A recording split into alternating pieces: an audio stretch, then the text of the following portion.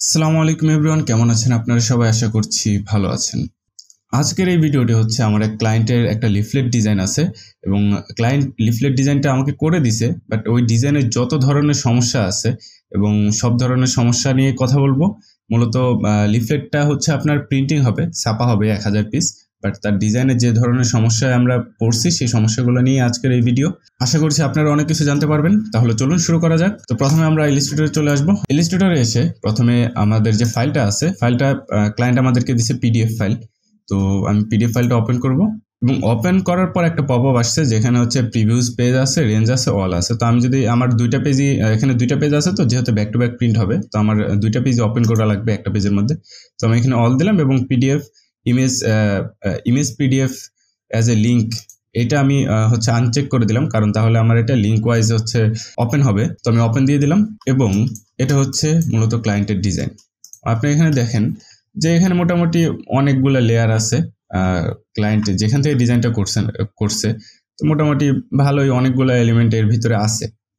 তো মেন সমস্যা হচ্ছে এখানে কালার, সাইজ এবং হচ্ছে কিছু জিনিস প্রবলেম আছে এবং এই প্রবলেমগুলো নিয়েই আমি ফাইন্ড আউট করার চেষ্টা করব কি কি প্রবলেম আছে এবং হচ্ছে ওগুলো সলিউশনও করার চেষ্টা করব। তো প্রথমে আসছে সাইজ। আমার এখানে সাইজ আছে 11.69, 8.27। তো মূলত এটা অরিজিনাল A4 সাইজের একটা ডিজাইন করছে সে, বাট এটা প্রিন্ট হবে মূলত 8.5 ইঞ্চি বাই 11 ইঞ্চি। তো আমরা প্রথমে এটা যদি সাইজ নর্মালি আমি এখান থেকে 8.5 বাই 11 করি, 11 ইন্টু 8.5, দেখবেন যে লেখাগুলো একটু আপনার হয়ে গেছে, চ্যাপ্টার হয়ে গেছে। তো আমার লেখাগুলো ঠিক রেখে মূলত হচ্ছে ডিজাইনটা কমপ্লিট করতে হবে এবং এটা প্রিন্টে ছাড়তে হবে। তো এটাও আমার এইভাবে করলেও হবে না। আমি যদি এখানে 8 দিয়ে রেশিও দিই তারপরে আমার এটা হচ্ছে না। তো মূলত সমস্যা, আমি যদি এখন এভাবে মূলত আমার করলে হবে না। আমার মূলত করতে হবে হচ্ছে সবকিছু রেশিও অনুযায়ী ছোট করতে হবে এবং রিসাইজ করে নিতে হবে ডিজাইনটা। এবং এখানে বেশ কিছু কালারের প্রবলেম আছে। যদি আমি বলি, আমি যদি ব্ল্যাকটা ধরি, ব্ল্যাক তো মূলত আমরা জানি একটা সিঙ্গেল কালার। আপনি এখানে দেখেন ব্ল্যাকটা এখানে 4 কালারের ব্ল্যাক আছে, ঠিক আছে। কোনোটা হচ্ছে 60%, 85% এরকম করে সাইন, ম্যাজেন্টা, ইয়েলো এবং কালো সবগুলোতেই কালার দেওয়া আছে। তো আমার এটা আগে ঠিক করতে হবে। কালারটা আমার সবগুলো আমি সিলেক্ট করে নিব। তবে কালারটা সর্বপ্রথম সিলেক্ট করে নিলাম এবং এগুলো আমি জাস্ট একটা কালারে নিয়ে আসলাম, যেহেতু আমার এটা এক কালারের হবে। এবং আমি Ctrl+3 দিয়ে এটা হাইড করে দিলাম। এবং এখানে আরও যেমন এগুলা হচ্ছে আপনার কিউআর কোড, বাট এগুলো জেপিজি, পিএনজিতে মূলত তারা এখানে করছে। এটার আমি গ্রে স্কেল করে দিব যেন প্রিন্টে কোনো সমস্যা না হয়। কারণ যদি আমি এটা আপনার এরকমভাবে ছেড়ে দিই তখন পরবর্তীতে একটা মানে বারবার যদি কালো প্রিন্ট হয়, মানে 4টা কালারই যদি হচ্ছে এই ছোট ছোট জিনিসগুলোর উপর পড়ে, প্রিন্টিং কোয়ালিটিও ভালো হবে না, প্লাস পরবর্তীতে এই কিউআর কোডগুলো রিডও হবে না। তো যার কারণে এটা আমি গ্রে স্কেল করে দিচ্ছি। এবং আপনারা এখানে দেখবেন যে এটা আমি একটু আন্ডো দিই, আন্ডো দিয়ে দেখাই আপনাদের। যে আমি যদি এখানে প্রিভিউ দেখাই, দেখবেন যে আমার কালো উঠিয়ে ফেলছি, তারপরে এখানে কালচে লাগতেছে, কারণ হচ্ছে সাইন, ম্যাজেন্টা, ইয়েলোর সেম রেঞ্জে কালারগুলো আছে। তো আমার এটা মূলত হচ্ছে এক কালার নিয়ে আসতে হবে, যার কারণে আমি এটা গ্রে স্কেল করে দিলাম। তাহলে আমার এটা এক কালারে চলে আসবে, আপনারা দেখতে পাবেন। এই দেখেন এক কালার চলে আসছে। দেন আমরা আর কি করব, এখানে হচ্ছে এইখানেও বেশ কিছু কালার আছে, এগুলো আমি কালো করে দেব এখানে। তো এই জিনিসগুলো হচ্ছে যারা ডিজাইন করে তারা মূলত খেয়াল করে না, কারণ হচ্ছে দেখা গেছে বিভিন্ন ওয়েবসাইট থেকে হচ্ছে পিকচার নামায় এবং ওর উপরে কাজ করা শুরু করে, যার কারণে হচ্ছে এই জিনিসগুলো খেয়াল করে না। কারণ উপরে যদি RGB থাকে তাহলে আপনার এটা বিশেষ করে যেগুলো আপনার প্রিন্টিংয়ে যায় সেইগুলো প্রিন্টিংয়ে প্রচুর প্রবলেম করে এবং প্রিন্টিং কোয়ালিটি প্রচুর খারাপ হয়। তো এটা আসলে অনেক ডিজাইনারই বুঝে না, যার কারণে এগুলো 4 কালারই রেখে দেয়, কিন্তু এগুলো পরবর্তীতে খুব সমস্যা হয়। যার কারণে আমরা এগুলা কি করি, একটা ক্লায়েন্ট যদি আমাদেরকে ডিজাইন পাঠায় সেক্ষেত্রে আমরা ওই ডিজাইনটা আবার নতুন করে সবকিছু চেক করে তারপরে প্রিন্টে ছাড়ি। দেন এখানে আরেকটা সমস্যা দেখলাম, দেখেন যে এই যে টিকমার্ক যে আইকনগুলো আছে এগুলো একদম লেগে গেছে, যদিও এটা লেগে যাওয়ার কথা না, এই যে এরকম থাকার কথা। তো আমি এগুলো ঠিক করে দিব।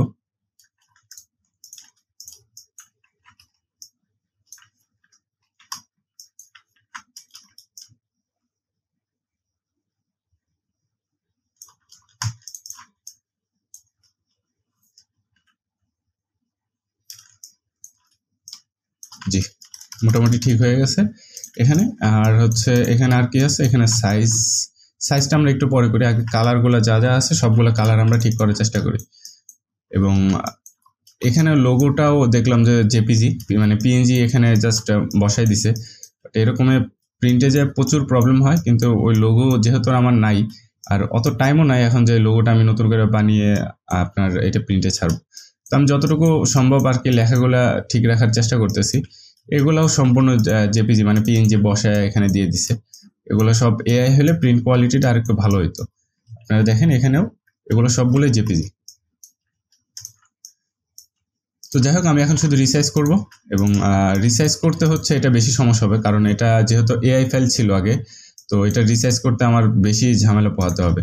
আমি এখানে মূলত 8 দিয়ে এটা একটু রেশিও করে নিলাম, তাহলে পরবর্তীতে সুবিধা হবে। তো আমার সাইজ হবে মূলত 8.5/11। তো আমি এটা রোটেট করে নিই এবং এটা আমি এখানে আনি। হ্যাঁ, তো দেখেন মোটামুটি অনেকটা ছোট করতে হবে আমার বিশেষ করে, এবং উপরের দিকে বড় করতে হবে। এদিকে যদি আমি 8ও দিই সেটাও সমস্যা নেই, বাট ব্যাকগ্রাউন্ডগুলো অনেকগুলো ক্লিপিং মাস্ক করা আছে এখানে, যার কারণে এটা আমার একটু করতে একটু ঝামেলায় পোহাতে হবে।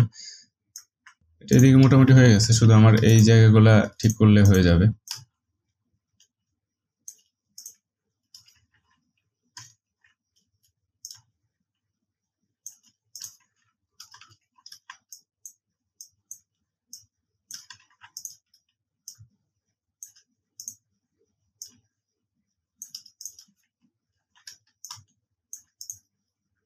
ডিজাইনটা এক্সপ্যান্ড না করলে তাহলে এত সমস্যা হতো না, খুব ইজিলি এগুলা নিয়ে আমি কাজ করতে পারতাম।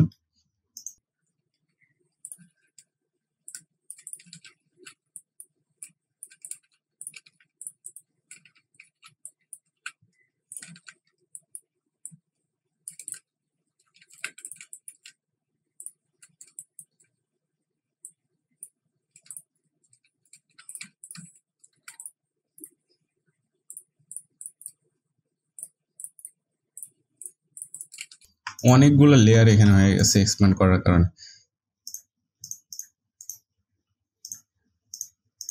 এতগুলো লেয়ার হওয়ার কোনো প্রশ্নই ছিল না, আমরা যারা ডিজাইন করি এই জিনিসগুলো অনেকেই খেয়াল করি না।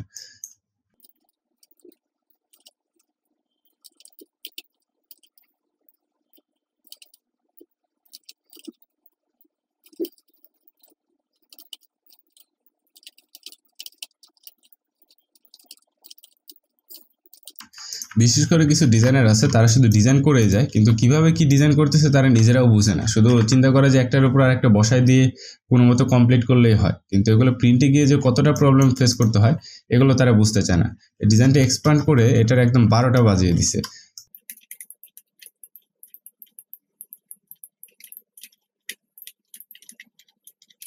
এখানে এই কালারটা মোটামুটি 4 কালারে দিছে, 3 কালারে দিছে, এটা ঠিক আছে। এখানে আমি কালার একটু কমিয়ে রাখি, কারণ কালো এমনিতেই এখানে যতটুকু বোঝা যাচ্ছে তার চাইতে বেশি আসবে। তো আমার এটা মোটামুটি হয়ে গেছে। এখানে চাইলে আমি এগুলো আরেকটু নিচে নামাই দিতে পারি, কারণ আমার নিচে অনেকটা জায়গা আছে।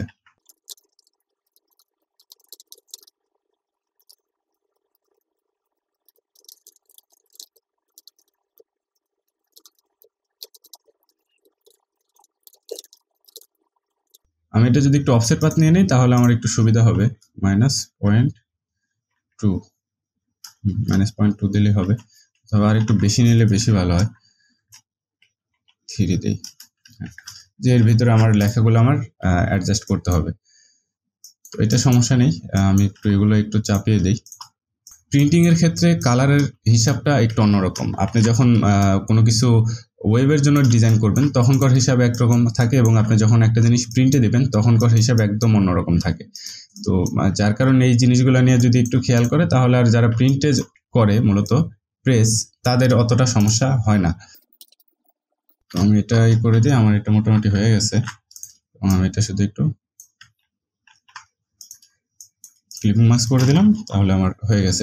এটা নিয়ে আর কোনো সমস্যা নেই। এখন শুধু এটা বাকি, এটার মধ্যে অত বেশি ঝামেলা হবে না আশা করি। এটা আমার 8.5-11 নিতে হবে, এবং যেহেতু এটা ল্যান্ডস্কেপ ডিজাইন,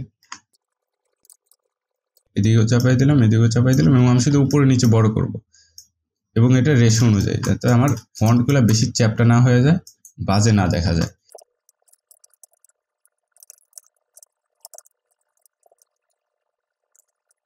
আমি এটা সেম সাইজ নিয়ে ওইটা ডিলিট করে দিলাম, যেহেতু আমার সেম সাইজই হবে, আমি শুধু এটা ডিলিট করে আমি নতুন একটা বানিয়ে নিলাম, সেটাই সবচেয়ে বেশি ভালো হবে। আদারওয়াইজ ওটা নিয়ে আমি টানা হেঁচড়া করলে আমার আরো বেশি সমস্যা হবে। ওইটার সাইজ এবং এটার সাইজ আমি সেমই রাখি। তারা সেম রাখে না কেন সেটা আমি বলতে পারতেছি না, বাট আমি সেমই রাখতেছি। এবং এর ভিতরে আর কি এই লোগোটার যে রেশিও এর ভিতরে যাবে, সেই অনুযায়ী রাখার চেষ্টা করে দেখি। আনগ্রুপ করে রিলিজ ক্লিপিং মার্কস, তাও আমি এটা ধরতে পারতেছি না। আবার আনগ্রুপ, তাও ধরা কষ্ট হয়ে যাইতেছে। কারণ অনেকে বলবেন যে সিঙ্গেল টুল দিয়ে ধরা যেত না, সিঙ্গেল টুল দিয়ে ধরা যেত না, কারণ এটা এক্সপান্ড করে এটার 12টা বাজিয়ে দিচ্ছে। জি, এখন মোটামুটি ঠিক আছে। এবং এটাও সেম, একটু উপরে উঠিয়ে নিব আমরা।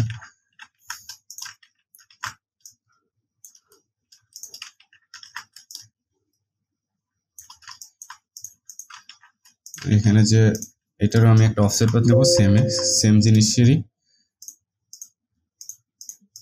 এটারও আমি অফসেট পাত নিব। এটা আমি শর্টকাট কি ইউজ করলাম, এর ভিতরে আমি লেখাগুলো আনার চেষ্টা করব।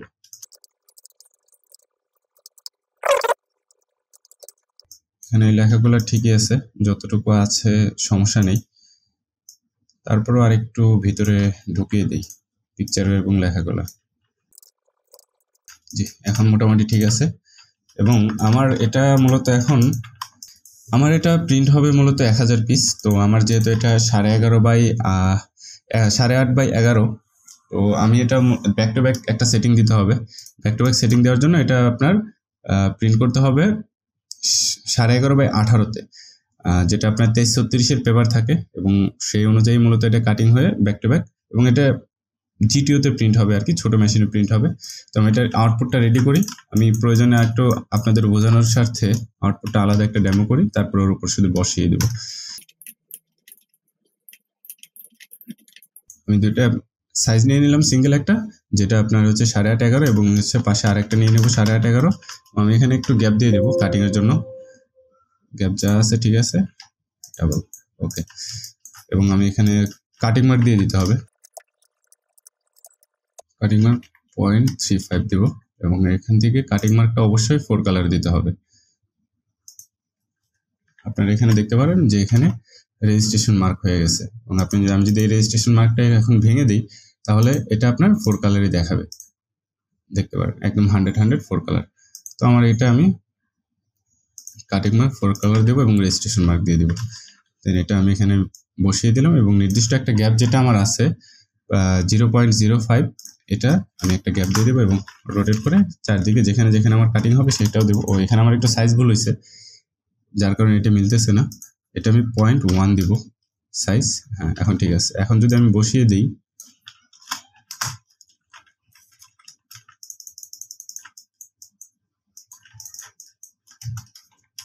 সাড়ে 8 কাটিং মার্ক, এবং আবার 8.5,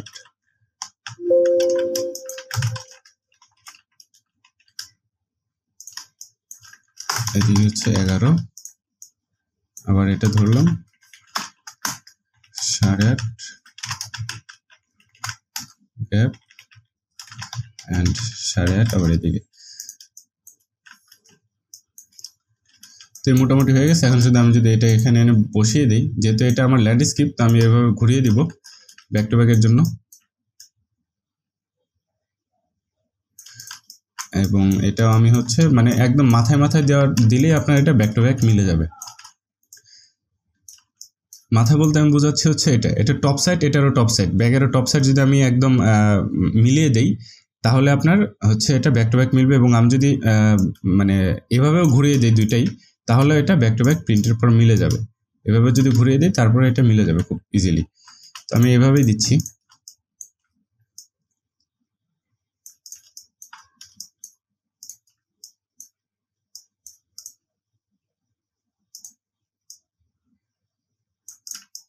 তো হয়ে গেছে এটা। এখন এখানে শুধু বাকি আছে আমার রেজিস্ট্রেশন মার্ক, কাটিং মার্ক আমি দিয়ে দিচ্ছি, এখন শুধু রেজিস্ট্রেশন মার্কটা দিব। তো রেজিস্ট্রেশন মার্কটা আমি কোথা থেকে আনবো? এখানে আমার একটা আউটপুট ফাইল আছে, এখান থেকে আমি আউটপুট ফাইলটা নিয়ে নিব। আমার এখান থেকে এটা কালার মার্ক এবং হচ্ছে রেজিস্ট্রেশন মার্ক।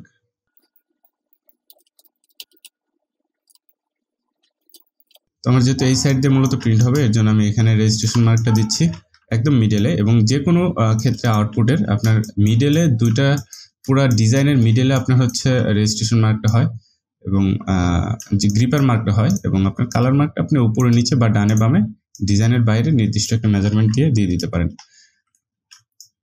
আমি বামে দিই, সেটা ভালো হয়। বাম পাশে এভাবে দিয়ে দিই এবং ডান পাশেও দিয়ে দেবো সেমভাবে।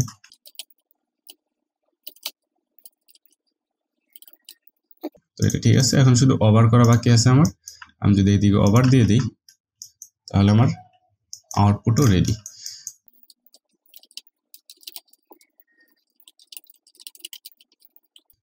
আমার ওভার দিতেও বেশ ঝামেলা পোহাতে হচ্ছে।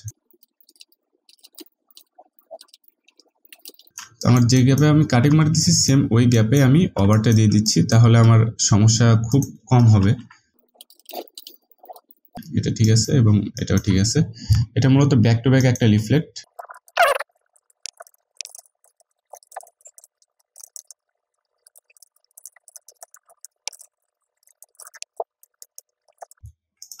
এটা আরো অন্য সিস্টেমে করা যেত, বাট আমি একটু ম্যানুয়ালি করলাম।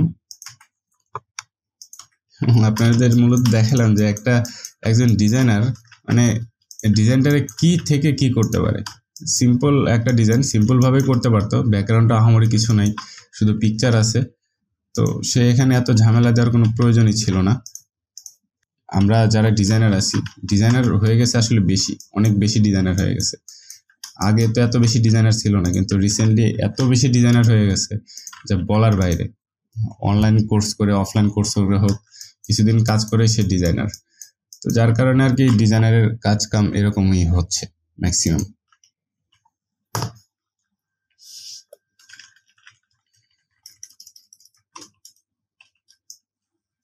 আমার এটা আউটপুট রেডি হয়েছে এবং আমার এখানে আমি একটু কালারটা আরেকবার চেক করে নিব। এবং কালার এখানে আমি কালার সেপারেশন প্রিভিউ দিব এবং এখান থেকে ব্ল্যাকটা হচ্ছে মেন, কারণ ব্ল্যাকটা যদি আপনার প্রিন্টের ক্ষেত্রে আপনারা এখানে দেখবেন একটা জিনিস, যে ব্ল্যাক যদি আমি সরিয়ে ফেলি তাহলে ব্যাকগ্রাউন্ডে এটা সাদা দেখা যাচ্ছে। সাদা তো মূলত কোনো কালার না, এটা হচ্ছে আপনার ম্যাটেরিয়ালসের যে কালার থাকে ওই কালার। তো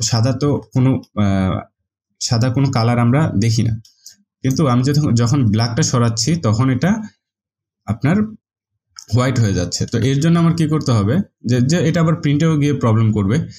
এর জন্য আমার কি করতে হবে, আমার টোটাল ডিজাইনটা এভাবে সিলেক্ট করতে হবে। সিলেক্ট করে এডিটে যেতে হবে, এডিট কালার, এবং এখান থেকে ওভার প্রিন্ট ব্ল্যাক।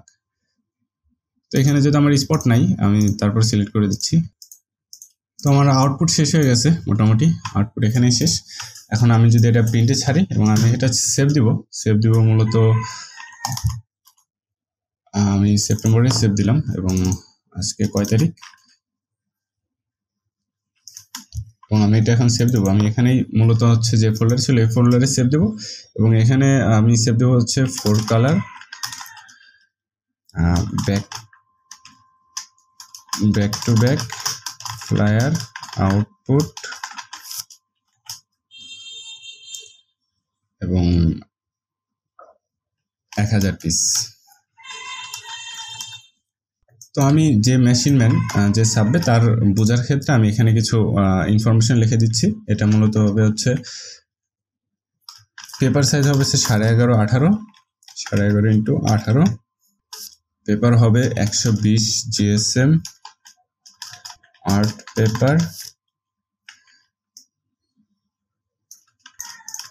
এইভাবেই থাকুক। এবং এটাকে আমি 4 কালার করে দেব, এখানে গিয়ে 4 কালার। এটা আর একটু ছোট করে দেই। দেন এখানে এসে আমি লিখবো হচ্ছে back to back print, back to back flyer. হ্যাঁ, তো আমার এটা হয়ে গেছে। আমি এটা প্রিন্ট দিলেই আসলে আমি এখন এটা প্লেট ছাড়বো। প্লেট বলতে হচ্ছে প্রিন্টে দেওয়ার জন্য যে প্রসেসিং, সেই প্রসেসে আমি মূলত প্রথমে প্লেট ছাড়বো এবং কাগজ কেনে এটা প্রিন্ট করে ফেলতে পারবো খুব ইজিলি। এবং এটা মূলত আপনার হচ্ছে আমার কালকে এই লিফলেটটা ডেলিভারি, তো এটা আজকেই যেভাবে ছাপিয়ে কমপ্লিট করে রাখতে হবে। আমি এটা আউটলাইন করে ফেললাম এবং এখান থেকে আমি সেভ দিয়ে দিলাম। ওকে, তো এই ছিল আজকের এই ভিডিওতে। ভালো থাকবেন সবাই, আল্লাহ হাফেজ।